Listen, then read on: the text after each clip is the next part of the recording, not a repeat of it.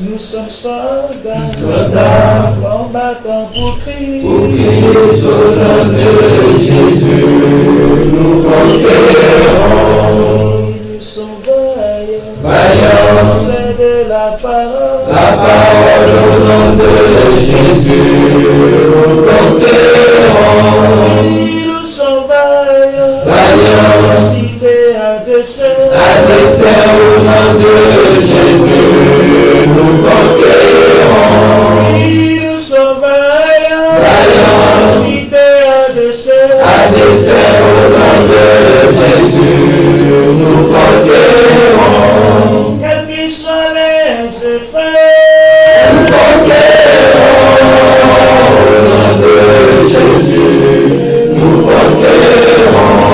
quels qu'ils soient les menaces, Nous conquérons au nom de Jésus, nous conquérons.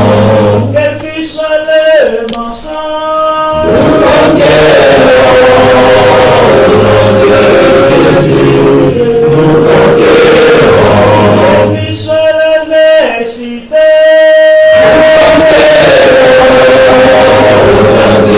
Jésus, nous conquérons. nous sommes vaillants, Vaillants, cités à dessein. à dessein au nom de Jésus, nous conquérons. Nous sommes vaillants, Vaillants, cités à dessein. à dessein au nom de Jésus, nous conquérons.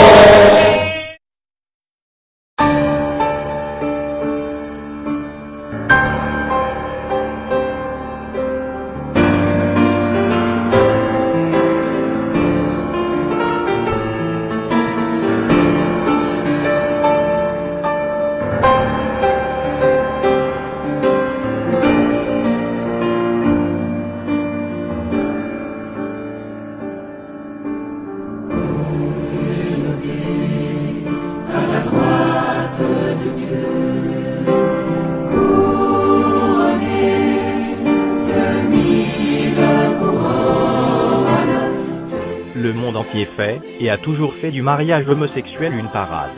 Mais, que nous enseigne la parole de Dieu, la Sainte Bible sur ce sujet? Car la question aujourd'hui est de savoir quelle est la pensée du Créateur et non celle de la créature concernant ce péché, que les hommes veulent à tout prix convertir en style de vie normal et approuvé de tous. Laissons la Sainte Bible, la parole de Dieu, l'autorité suprême de Dieu sur terre, nous apporter la lumière de Dieu à ce sujet. Tu ne coucheras point avec un homme comme on couche avec une femme, c'est une abomination. Si un homme couche avec un homme comme on couche avec une femme, ils ont fait tous deux une chose abominable, ils seront punis de mort, leur sang retombera sur eux. Les deux anges arrivèrent à Sodome sur le soir, et Lot était assis à la porte de Sodome. Quand Lot les vit, il se leva pour aller au-devant d'eux, et se prosterna la face contre terre. Puis il dit, « Voici, mes seigneurs, entrez, je vous prie, dans la maison de votre serviteur, et passez-y la nuit.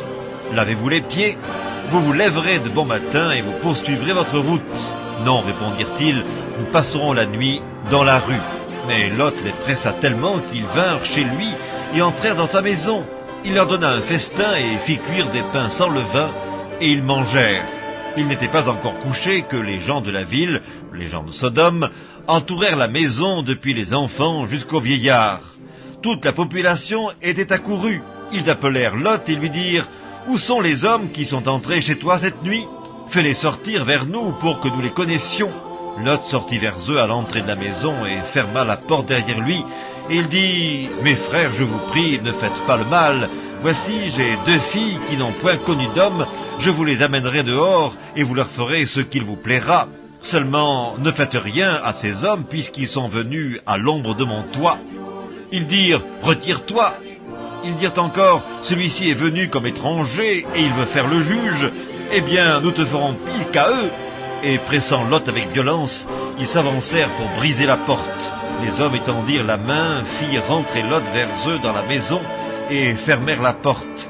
et ils frappèrent d'aveuglement les gens qui étaient à l'entrée de la maison, depuis le plus petit jusqu'au plus grand, de sorte qu'ils se donnèrent une peine inutile pour trouver la porte.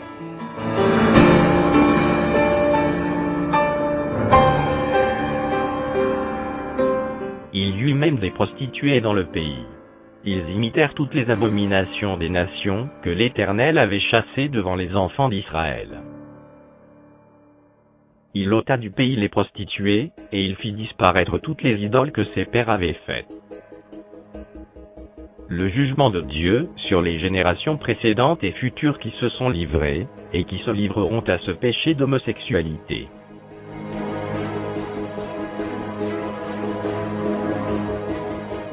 La colère de Dieu se révèle du ciel contre toute impiété et toute injustice des hommes qui retiennent injustement la vérité captive.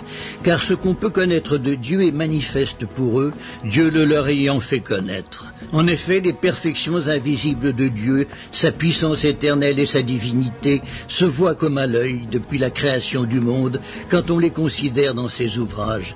Ils sont donc inexcusables puisqu'ayant connu Dieu, ils ne l'ont point glorifié comme Dieu et ne lui ont point rendu grâce. Mais ils se sont égarés dans leurs pensées et leur cœur sans intelligence a été plongé dans les ténèbres. Se vantant d'être sages, ils sont devenus fous et ils ont changé la gloire du Dieu incorruptible en image représentant l'homme corruptible, des oiseaux, des quadrupèdes et des reptiles. C'est pourquoi Dieu les a livrés à l'impureté, selon les convoitises de leur cœur, en sorte qu'ils déshonorent eux-mêmes leur propre corps, eux qui ont changé la vérité de Dieu en mensonge, et qui ont adoré et servi la créature au lieu du Créateur, qui est béni éternellement. Amen. C'est pourquoi Dieu les a livrés à des passions infâmes, car leurs femmes ont changé l'usage naturel en celui qui est contre nature. Et de même les hommes, abandonnant l'usage naturel de la femme, se sont enflammés dans leurs désirs les uns pour les autres, commettant homme avec homme des choses infâmes, et recevant en eux-mêmes le salaire que méritait leur égarement. Comme ils ne se sont pas souciés de connaître Dieu, Dieu les a livrés à leur sens réprouvé pour commettre des choses indignes, étant remplis de toute espèce d'injustice, de méchanceté, de cupidité, de malice. Pleins d'envie, de meurtre, de querelles, de ruse, de malignité, rapporteurs, médisants, impies, arrogants, hautains, fanfarons, ingénieux au mal, rebelles à leurs parents, dépourvus d'intelligence, de loyauté, d'affection naturelle, de miséricorde. Et bien qu'ils connaissent le jugement de Dieu, déclarant dignes de mort ceux qui commettent de telles choses, non seulement ils les font, mais ils approuvent ceux qui les font.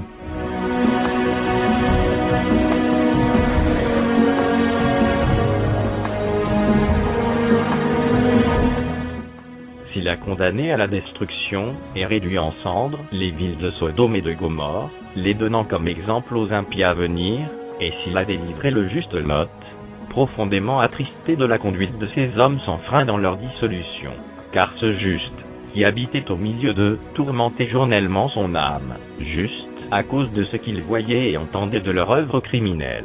Le Seigneur s'est délivré de l'épreuve, les hommes pieux, et réservé les injustes pour être punis au jour du jugement.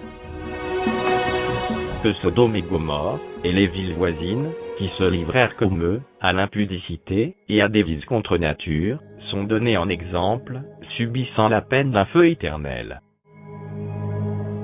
Ce qui arriva du temps de Lot, arrivera pareillement. Les hommes mangeaient, buvaient, achetaient, vendaient, plantaient, bâtissaient. Mais le jour où Lot sortit de Sodome, une pluie de feu et de soufre tomba du ciel et les fit tous périr. Il en sera de même le jour où le Fils de l'homme paraîtra. Mais, eux, semblables à des brutes qui s'abandonnent à leur penchant naturel, et qui sont nés pour être pris et détruites, ils parlent d'une manière injurieuse de ce qu'ils ignorent, et ils périront par leur propre corruption, recevant ainsi le salaire de leur iniquité. Ils trouvent leur délice à se livrer au plaisir en plein jour. Hommes tarés et souillés, ils se délectent dans leur tromperie, en faisant bonne chère avec vous.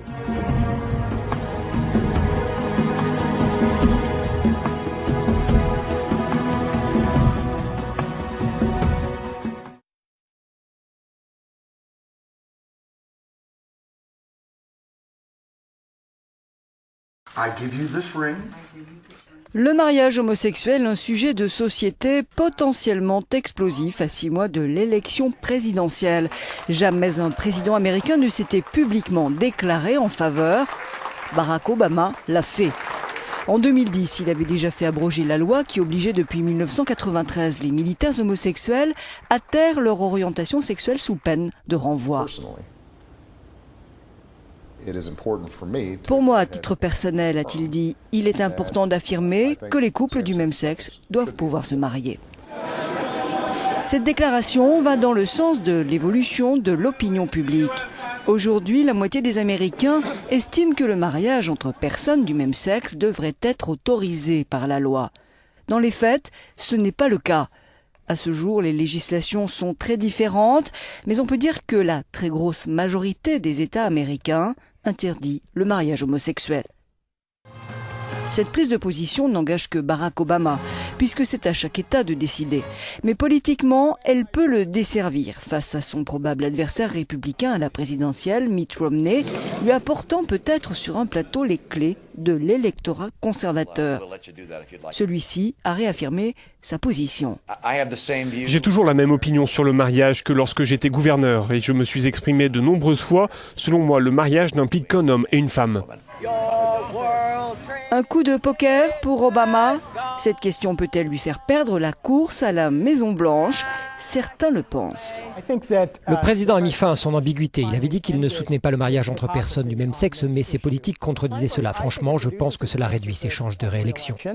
Pas forcément. Lundi, le Washington Post a affirmé qu'un important donateur sur 6 de la campagne de Barack Obama était homosexuel. Dans les milieux gays ou progressistes, on voit la déclaration d'Obama comme une avancée. Pour être honnête, aujourd'hui je me sens davantage américain. Le président Obama a montré qu'il n'était pas le président d'un certain nombre, mais le président de tous. En 2007, lors de sa première campagne présidentielle, Barack Obama avait dit « Je ne crois pas à l'étiquette mariage pour une union homosexuelle, c'est une cause perdue ». Il évolue au rythme de ses concitoyens. Aux États-Unis, à 6 mois de l'élection présidentielle, Barack Obama se déclare en faveur du mariage homosexuel. Une prise de position personnelle, a-t-il insisté dans l'interview qu'il a accordée à la chaîne ABC. Le président américain reconnaît avoir évolué sur cette question sensible. À un moment donné, je me suis dit, à titre personnel, qu'il était important pour moi d'avancer sur ce point et d'affirmer que des couples de même sexe devraient avoir le droit de se marier. C'est la première fois qu'un président américain appuie ainsi cette revendication de la communauté homosexuelle. Les républicains dénoncent une déclaration clientéliste. Le candidat à la présidentielle Mitt Romney rappelle que lui n'a pas changé de position. Le mariage, dit-il, est une relation entre un homme et une femme. À quel point cette prise de position de Barack Obama va-t-elle influer sur les intentions de vote? Dans les rues de New York, les avis semblent partagés. Je ne pense pas que ça lui porte vraiment préjudice, dit cet homme. La communauté gay est tellement vaste et elle vote, vous savez, donc c'est une situation gagnant-gagnant pour lui. Pour moi, explique cette femme, un président devrait comprendre que chaque personne a son opinion sur le sujet. Il aurait dû ne pas prendre position. Les sondages montrent la profonde division des Américains sur cette question. La moitié d'entre eux se disent favorables au mariage gay, l'autre moitié hostile. Actuellement, le mariage homosexuel est légal dans 6 États sur 50, ainsi que dans la capitale.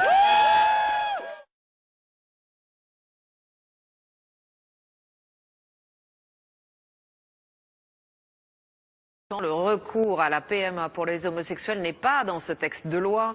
Le gouvernement n'envisage pas de vote avant la fin de l'année 2013. Pourtant, en Belgique, c'est possible et légal depuis 6 ans maintenant. Alors beaucoup de couples de lesbiennes françaises passent la frontière pour avoir un enfant. C'est le cas de Muriel et Sophie qui ont déjà 2 filles, une chacune. Le reportage est signé François Baudonnet et Bertrand Catrice. Elles l'ont appelée la boîte de Belgique, car c'est là-bas, loin de la région parisienne où elles habitent, que ces 2 femmes ont conçu leurs 2 enfants. Léa, ma petite sœur. C'est plein de petits clins d'œil sur la Belgique, comme ça les filles, quand elles voudront savoir, eh ben, elles iront dans cette boîte. Des peluches, un t-shirt, un album de Tintin, des souvenirs d'un pays vers lequel elles ont fait des allers-retours si nombreux. Il est belge. C'était compliqué. Moi, j'ai fait 5 inséminations. On a dû y aller une fois avant. Donc, en tout, on a dû y aller 6 fois. Pour Sophie, on y a été 3 fois. L'aînée, 3 ans et demi, est la fille de Muriel. Oui, s'il te plaît. La petite, à peine 8 semaines, celle de Sophie. Ces deux mères estiment avoir beaucoup de chance, même si les procréations en Belgique leur ont coûté 10 000 €. Regardez.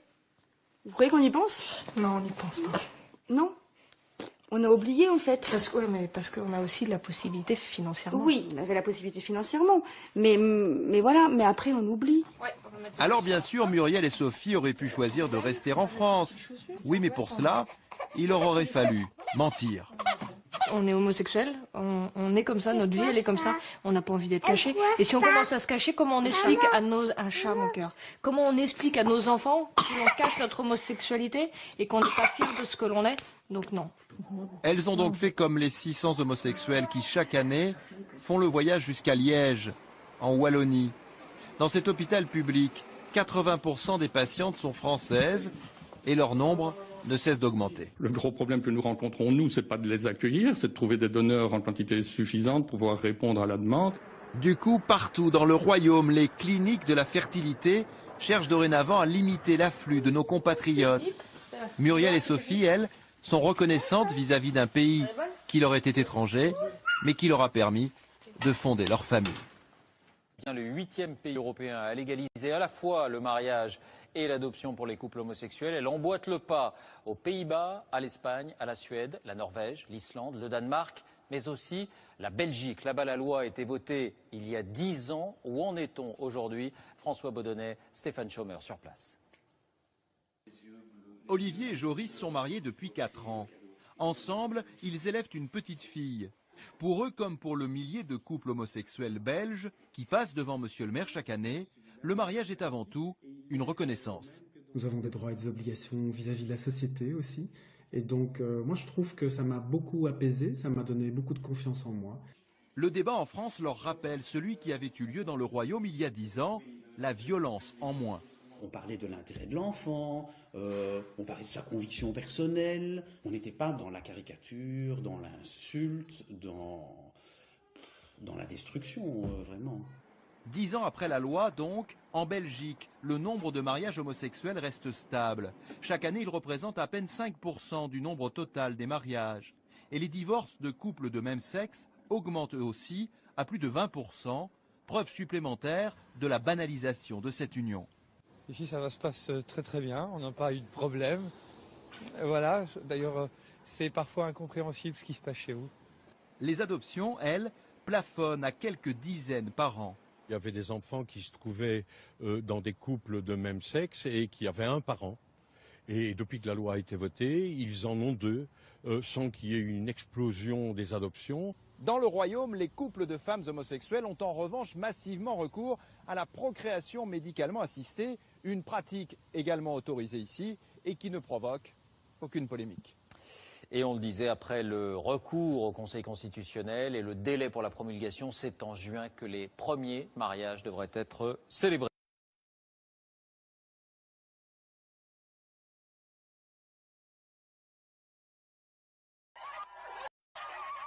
There were ululations all round as the men of the moment, Toba Sithole and Cameron Mudasane, made their grand entrance. Both dressed in traditional regalia to show their Zulu and Setswana roots. Then the moment guests had been waiting for.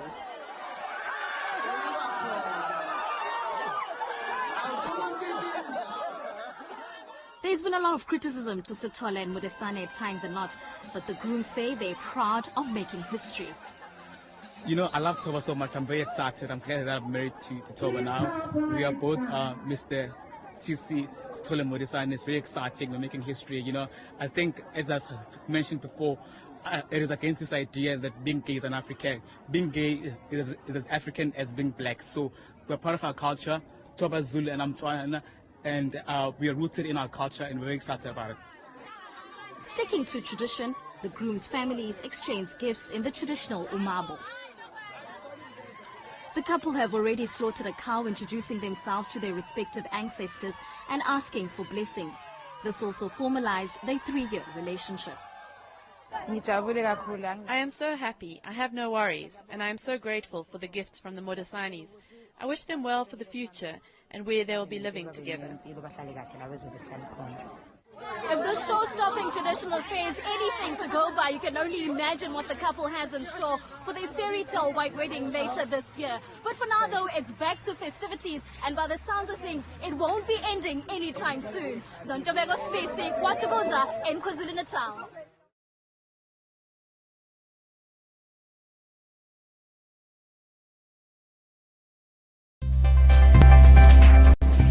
Luxembourg's Prime Minister married his civil partner on Friday, becoming the first serving leader in the European Union to wed someone of the same sex. Xavier Bettel, 42, and Belgian architect Gauthier Destiné were among the first men to marry under a new law, which came into force in the Grand Duchy in January and made it the latest on nearly a dozen European states to allow gay marriage. Greeted by scores of well-wishers outside City Hall, after their private ceremony, the couple in dark suits and ties waved to the crowd. Bettel, a liberal whose election 18 months ago ended decades of conservative rule in the traditionally Catholic country, hugged Destiné and said, "Luxembourg can set an example." Ils se sont dit oui. Le Premier ministre luxembourgeois Xavier Bettel a épousé l'architecte belge Gauthier Destiné, devenant ainsi le premier dirigeant de l'Union européenne uni par les liens d'un mariage homosexuel. La cérémonie s'est déroulée à la mairie de la capitale du Grand-Duché. Sur le perron de l'hôtel de ville, Xavier Bettel a fait part de sa joie en luxembourgeois, puis en français.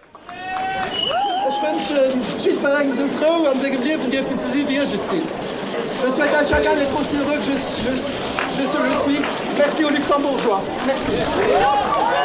Parmi les invités figurait le Premier ministre belge. C'est un message de bonne humeur, de plaisir, de félicitations et de beaucoup de bonheur. Surtout c'est le message que j'adresse aujourd'hui.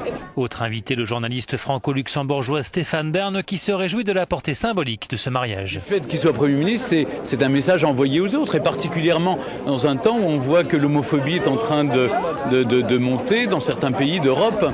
Cette union est célébrée près d'un an après que le mariage gay a été autorisé par le Parlement luxembourgeois.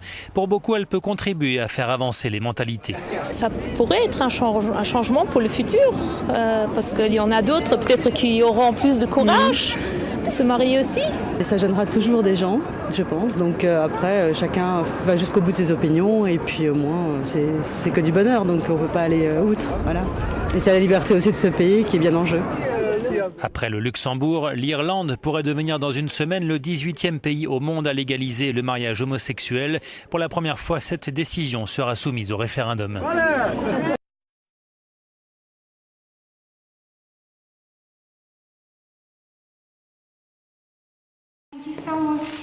Êtes-vous pour ou contre le mariage entre personnes du même sexe? La réponse dans quelques heures en Irlande, où plus de 3 millions de citoyens étaient appelés à se prononcer sur la question. Un référendum historique dans un pays où l'Angélus est diffusé 2 fois par jour sur la radio publique. Le oui est donné largement gagnant, d'autant que la participation s'annonce très forte, aux environs de 60%. Parmi les partisans de l'élargissement des droits du mariage à tous, il y a ce couple fraîchement marié. La campagne du vote yes a été soutenue par l'ensemble des partis politiques en Irlande. C'est juste une question d'égalité. Nous, on n'a pas demandé l'autorisation de nous marier et on estime que ça devrait être pareil pour n'importe qui. On doit pouvoir se marier avec la personne qu'on aime, comme on le fait aujourd'hui. C'est aussi simple que ça. Une consultation directe du peuple sur la question du mariage pour tous, c'est une première mondiale, la question ayant été tranchée jusque-là dans l'enceinte des parlements nationaux. Pour l'occasion, des centaines d'expatriés en Grande-Bretagne ou aux États-Unis sont rentrés au pays pour voter. Mon vol était réservé pour demain, mais je l'ai changé pour pouvoir rentrer voter à la maison. En 1993, la dépénalisation de l'homosexualité avait divisé l'opinion, très croyante. Ce scrutin sera un nouveau marqueur de la perception que les Irlandais ont de l'Église, touchée par les scandales ces 2 dernières décennies.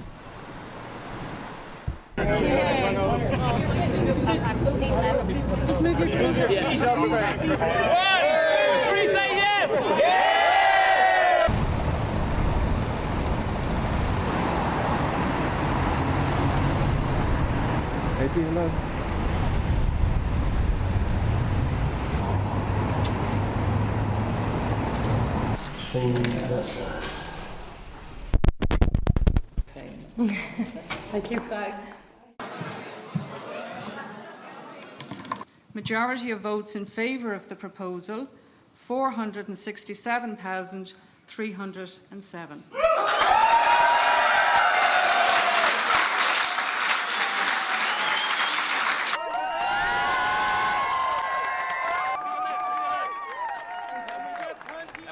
Extraordinaire, je me sens dans un état extraordinaire. C'est la réponse parfaite. Je suis enivré par le oui. Procéder par référendum était plus difficile. Si on m'avait posé la question il y a un an, je n'aurais pas forcément choisi cette voie. Mais on nous a contraints à en venir là.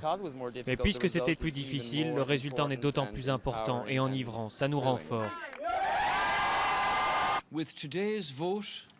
Avec le vote d'aujourd'hui, nous avons prouvé qui nous sommes, un peuple généreux, plein de compassion, franc et joyeux. Oui à l'intégration, oui à l'amour, oui au mariage pour tous.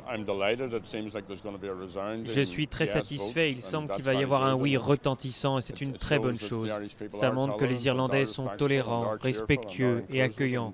C'est une étape très très importante, non seulement pour la communauté homosexuelle mais aussi pour nous tous, pour tout le monde.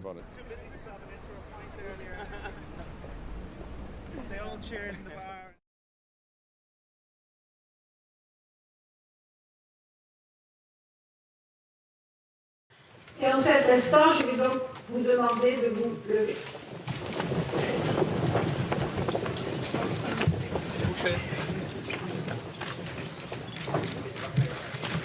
Vincent et Bruno, je vais vous lire les articles du Code civil sur les droits et devoirs respectifs des époux.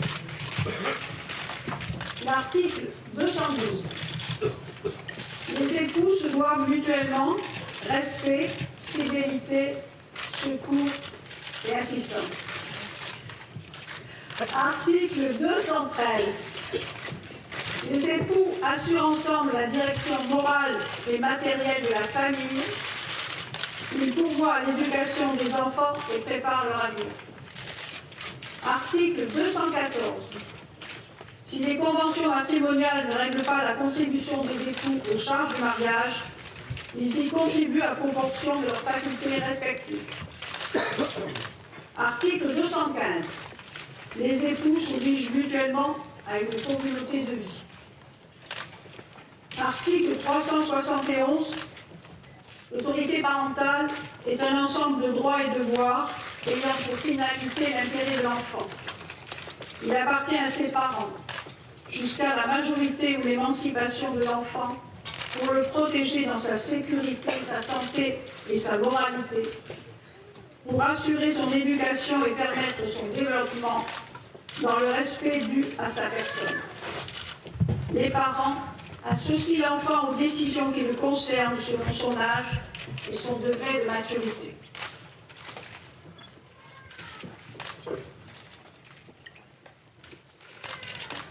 Monsieur Bruno, Louis, Ernest Albert Boileau, consentez-vous à prendre pour époux Monsieur Vincent, Jean-Claude, André, Jacques? Monsieur Vincent, Jean-Claude, André, Jacques, consentez-vous à prendre pour époux Monsieur Bruno, Louis, Ernest Albert Boileau? Oui.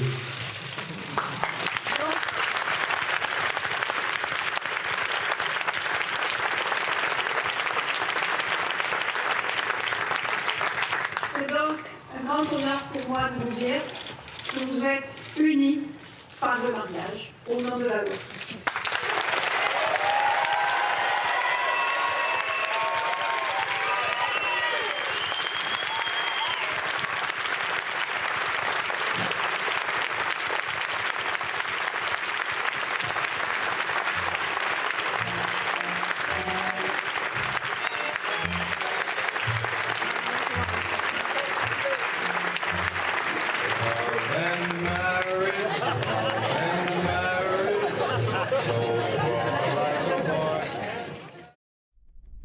Quelle est la volonté de l'Éternel Dieu créateur, notre Seigneur et grand Dieu incarné Jésus-Christ, dans tout ceci, depuis le commencement, La seule et unique réponse immuable, invariable, certaine et éternelle, que nous donne la parole de Dieu, la Sainte Bible, est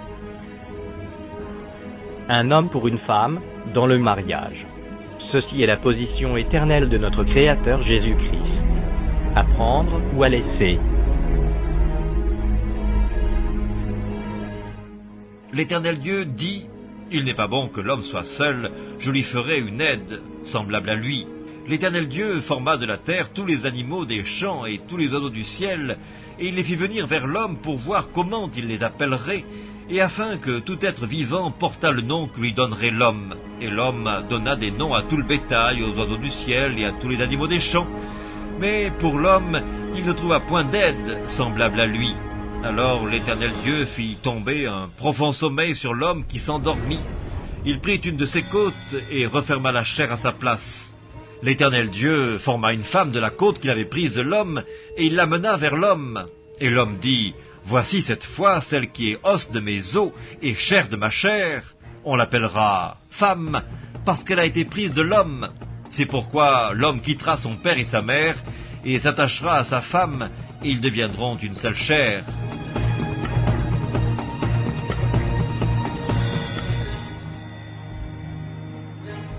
Il répondit, « N'avez-vous pas lu que le Créateur, au commencement, fit l'homme et la femme et qu'il dit, c'est pourquoi l'homme quittera son père et sa mère, et s'attachera à sa femme, et les deux deviendront une seule chair.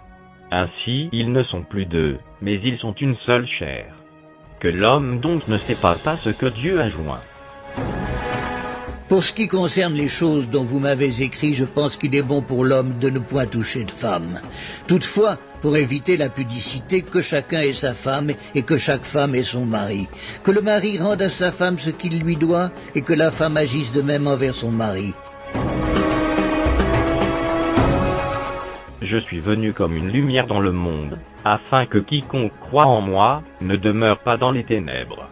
Si quelqu'un entend mes paroles et ne les garde point, ce n'est pas moi qui le juge, car je suis venu non pour juger le monde, mais pour sauver le monde. Celui qui me rejette et qui ne reçoit pas mes paroles, a son juge. La parole que j'ai annoncée, c'est elle qui le jugera au dernier jour. Car je n'ai point parlé de moi-même, mais le Père qui m'a envoyé, m'a prescrit lui-même ce que je dois dire et annoncer. Et je sais que son commandement est la vie éternelle. C'est pourquoi les choses que je dis, je les dis comme le Père me les a dites.